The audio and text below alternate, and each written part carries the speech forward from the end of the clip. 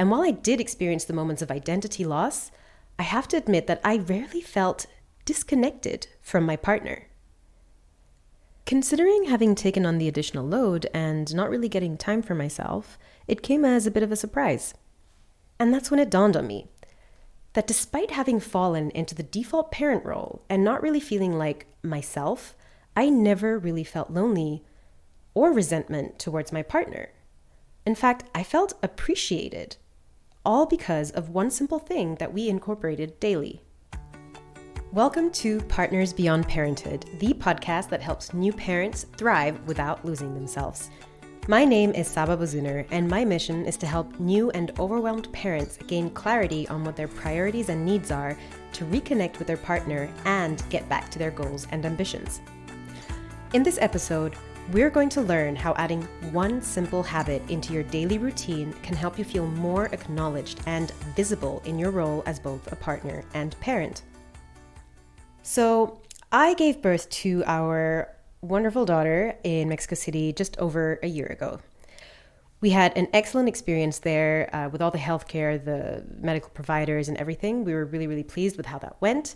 And in general, my husband and I prepared a lot for the birth. We listened to podcasts. We watched videos, yes, on how to change diapers and things that we'd have to be prepared for, like the different developmental stages and everything.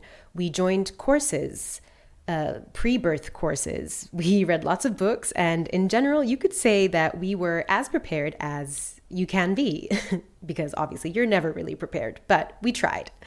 I'd also say that on a level of communication, we had discussed a lot of the things we could imagine that would change in our relationship. And there I have to say, it really felt like we were on the same page. Before our baby was born, we had made the decision to move from Mexico to Spain, but we wanted to spend some time visiting friends and family before we did that. Thus, we set out on a road trip, and this is when we really were being tested. We traveled for about 3 to 4 months in a car throughout Europe, and here's where we really had to learn to balance a lot of things. It was learning to manage time between a stressful period at work, but also being present with our daughter and one another. Like when you're trying to fix things at work, but then you're also navigating the multitude of emotions that come with not only figuring out how to keep the business running, but also making sure your baby's needs have been met. We came to learn that babies strive on routine, and this is something we unfortunately did not have, and we're having a hard time really getting into the groove of one. This, in turn, made balancing our personal and professional load messy and often felt like too much to handle. On top of this, or probably what made it feel all the more overwhelming, was the pure exhaustion at the end of and even throughout the day. It was draining. So while trying to balance all of this, I started to slip into this role of the so-called default parent. Now, if you're unfamiliar with the term or what this means, being the default parent essentially means being the primary caregiver, thinking and taking care of all the baby's needs, and the one who defaults to taking care of household chores as well. I had taken maternity leave, even though you're never fully off when running a business, right? But we had found a great substitute for the time I had taken off. This meant that I was the primary caretaker and seemingly all of a sudden had a lot more time to take care of non-work related things. I started slipping further into this identity of being quote unquote just a mom, the provider. And due to having a C-section, my recovery was also taking a lot longer than expected, which meant that I was not blocking off time for, a class or going to the gym, etc. So not really being able to work out much because I had to focus on healing meant that I also wasn't really taking much time for myself here, which resulted in me spending more time with our daughter and taking on more of the household chores. And here I have to say societal norms really come into play here. It is unfortunately, not always, but it is unfortunately mostly the woman, or stereotypically I should say, the woman, the mother, that falls into this box of feeling that guilt and shame or falling and slipping into this identity of the default parent. With all of this, and kind of having, I don't want to say claimed, but having taken over most of these chores and things that need to be done, I often decided that it was easier if I just did something myself. So, for example, my husband was, of course, fully capable and willing to always help out with the feeding of our daughter.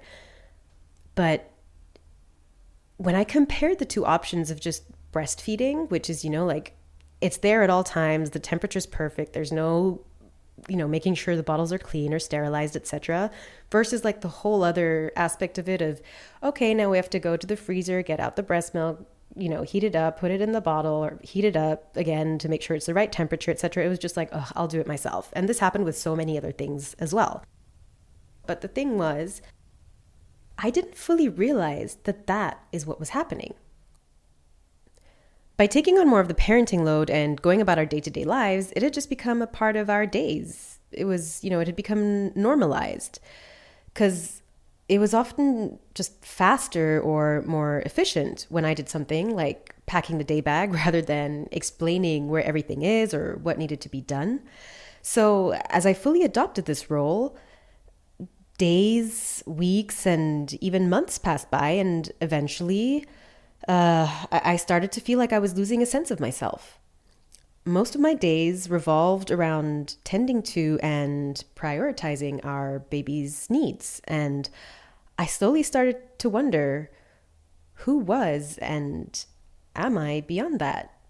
Have my interests really changed that much? Where is the motivation I used to have? Where's the spontaneous, daring, and ambitious woman?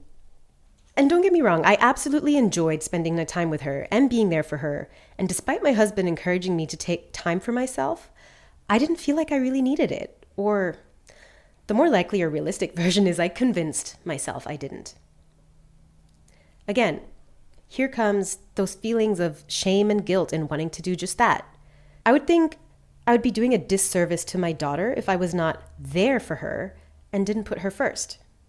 Where did that come from? Really, I often ask myself that. And I guess a big thing there is really understanding how priorities change. Yes, your priorities change, and in my case, my daughter became my priority, followed by my husband. As I've learned, this is often what happens with the birth of a child, and it's totally fine for your priorities to change, but what's important here is just realizing that you can and should take those moments to prioritize yourself. Essentially, by denying myself of that time, I had adopted this default parent role and was slowly losing the person I used to be. And consequentially, the person that my partner fell in love with before we had kids. Yes, I had fully embraced motherhood, but I was losing sight of my professional and personal ambitions. This, by the way, is an ongoing struggle. The inner battle between wanting to be present for your kid or kids, but also chasing your dreams and advocating for well-deserved time to yourself is tough. After talking and interviewing other recent parents, I started to understand that one of the main constraints in the initial journey of parenthood was feeling invisible and not really acknowledged for all that they or we were doing, leading to resentment towards their partners. So many parents described feeling resentment for, not helping out with the load, not being able to randomly go to work out at any time of the day, or go for brunch with friends, read a book, because they were busy taking care of everything that needed to be taken care of, the things that weren't necessarily visible but needed to get done, such as making sure toilet paper was there, making sure the dishwasher was empty or that the baby's utensils are clean so the next feeding can go seamlessly. Just so many little things that you don't think of but occupy space in your mind. And while many acknowledged falling into the same default parent role I had mentioned before, the issue was not always that this had actually happened, but more so that they felt invisible and sought acknowledgement for all that they were doing. It's so easy to think that the solution is, we'll get a nanny or our family, relatives, etc. can help out to give us the time we need to get back to doing the things before having kids, or even doing the things we need to do to help our kids, but more so for, those things you're passionate about, such as traveling or pursuing those passion projects or creative projects, getting a haircut, a massage, or something as basic as even just showering in peace, you know? The truth is that there is so much more that goes on behind the scenes, the invisible work. And that is where parents often feel the loneliest and tend to lose their sense of self the most, as your energy is drained and channeled into helping seemingly everyone but yourself. So with all this said, despite having become the default parent during these first few months of my daughter's life, and while I did experience the moments of identity loss, I have to admit that I rarely felt disconnected from my partner. Considering having taken on the additional load and not really getting time for myself, it came as a bit of a surprise. And that's when it dawned on me that despite having fallen into the default parent role and not really feeling like myself, I never really felt lonely or resentment towards my partner. In fact, I felt appreciated, all because of one simple thing that we incorporated daily. What we did was every night before going to sleep, we would always ask each other 3 things we were grateful for, no matter the mood or how tired we were, and we'd always make sure to never go to sleep without having discussed whatever issue may have come up throughout the day. Yes, no matter how sleep deprived we were. And yes, we were sleep deprived. Little things such as, I am grateful for that hug or touch, the meal you made, for tidying up, for entertaining the little one this afternoon, for insisting I take a nap, or for just being you. All the words of appreciation and acknowledgement can do wonders, especially when you feel like you do not recognize yourself and you're doubting your abilities as a parent. These words of gratitude and appreciation essentially serve as a validation that you are being seen for doing the best that you can. It also helps you zoom out and reflect on the day you thought would never end, and eventually it opens up communication for other topics as well, such as where you might need a little more help or where you could balance the roles a bit more, paving the way for deeper connection and understanding. So this one thing that we did, that we incorporated into our daily routine, honestly helped making those invisible things I was doing come to the forefront. I felt seen for everything that I did. I was acknowledged. I was validated that, yes, we both had a long day. My day particularly may have felt longer and maybe lonelier because I was doing a lot of things that weren't necessarily visible. But at the end of the day, I actually received appreciation for those things, which I'm not saying it helps out with the actual things you're doing. And often it's not necessarily possible to shift those things over in those moment in times. Your partner might be working, etc. But at the end of the day, I was seen for those things. And that made me feel visible. It made me feel appreciated, acknowledged. It's important to note here how powerful this can be, particularly in the first few months of the arrival of your baby. Conversations tend to revolve around the baby, so this enables the topic to move towards the both of you. It can provide a moment of emotional intimacy, sharing your love and appreciation for one another, and it validates your efforts. Long story short, with all that we went through, the road trip, falling into these default roles, etc., and as I'd mentioned, we had really prepped for the baby and spoken about the things that we thought could change, there still is always one thing that will prove quite difficult to prepare for. And that is how you, as an individual, your priorities, and your relationship will change. No matter how hard you try to divide the parenting load equally, it will hardly ever be or feel 50-50. And that may come with a sense of identity loss as you go through this. And while we can and do continuously strive towards a more balanced role division in parenting, there are ways to make the journey there feel less lonely and manageable in those first few months of parenthood. I invite you to find a time in your day, usually before going to sleep is when it works best, and find something meaningful that helped you feel acknowledged in that day.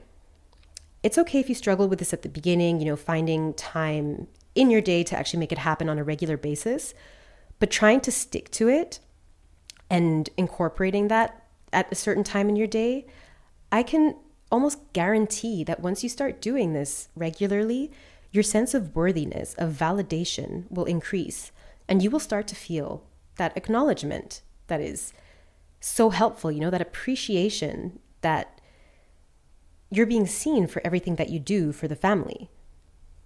This is often the first step in making those invisible tasks visible.